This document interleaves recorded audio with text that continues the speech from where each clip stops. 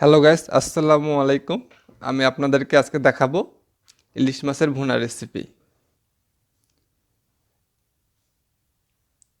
তা চলেন, আমি ইলিশ মাছের ভুনা রেসিপিটি আপনাদেরকে দেখাচ্ছি কিভাবে আমরা খুব সহজেই ইলিশ মাছের ভুনা রেসিপিটা করতে পারি।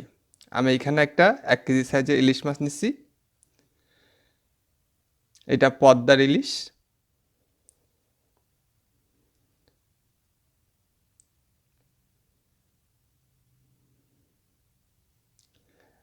আমি ইলিশ মাছটাকে ভালোভাবে কেটে পরিষ্কার করে ধুয়ে নিচ্ছি।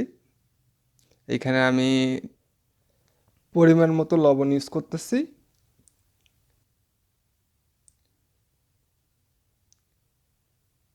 1 চামচ হলুদের গুঁড়া, পেঁয়াজ বাটা 2 চামচ, 2 চামচ কাঁচামরিচ বাটা, আর 2 চামচ সরিষা বাটা দিচ্ছি, কাঁচা সরিষার বাটা। এবং এইখানে আমি জিরা বাটা দিলাম 1 চামচ। এখন আমি এখানে সরিষার তেল দেব, 1/2 কাপ সরিষার তেল ইউজ করতে দিয়ে আমি এখন এটা ভালো করে মেখে নেব।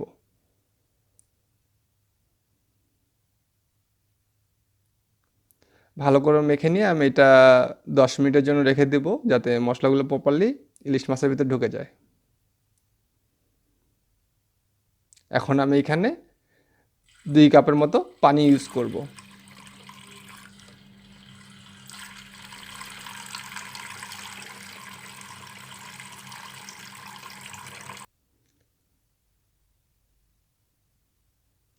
এখন আমি এটা ঢাকনা দিয়ে ঢেকে দেব এবং মিডিয়াম হিটে এটা আমি 10-15 মিনিটের মতো কুক করব।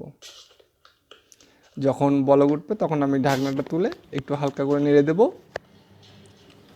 নেড়ে দিয়ে আবার ঢেকে দেব। তো আমার ইলিশ মাছের ভুনা রেসিপিটা রেডি হয়ে গেছে। আপনারা বাসায় এইভাবে তৈরি করে খাইতে পারেন, অনেক ভালো লাগবে আশা করি। আর রান্নাটা যদি ভালো লাগে আমার চ্যানেলটি মাস্ট বি সাবস্ক্রাইব করবেন, লাইক কমেন্ট শেয়ার করবেন। আসসালামু আলাইকুম।